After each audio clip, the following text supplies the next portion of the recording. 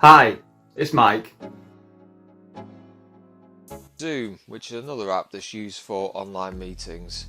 So Zoom should already be installed on your computer, so if you search for the app and then click to open it, if it's not already installed, then you can get it from the Zoom website or the Microsoft App Store.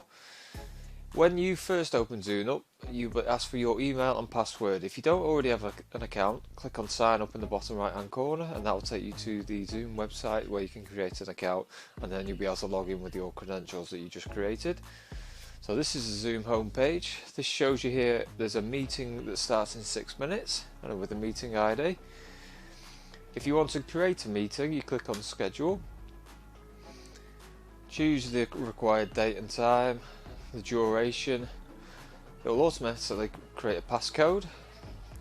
If you want a waiting room, so users join into like a holding room and then you can let them in once you have joined the meeting, you select it here. And there's some advanced options. Choose which calendar you'd like to save it in and then click save. And what it'll do, it'll open up an email where you can email the link and the passcode to whoever you want to join the meeting. Okay, so if you want to share your screen with somebody, they will have to send you a code. You click the share screen button and then enter the code. I can't do it at the moment because I'm recording and it will stop the recording. If you'd like to join a meeting, click join, enter your ID or link and then click join, and that will join somebody else's meeting. There's other options at the top here for chats, meetings that you've got scheduled, contacts that you can add,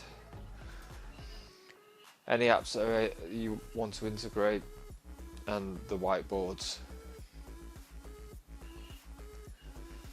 Plenty of options to have a look at and get your teeth into.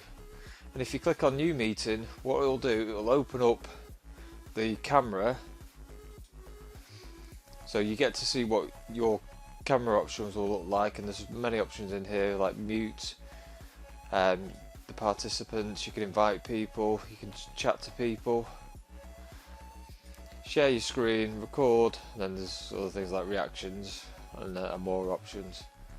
Thanks for watching. I hope you found this tutorial helpful. If you would like help with other Microsoft tools or programs, please check out our knowledge base portal or contact us with your request.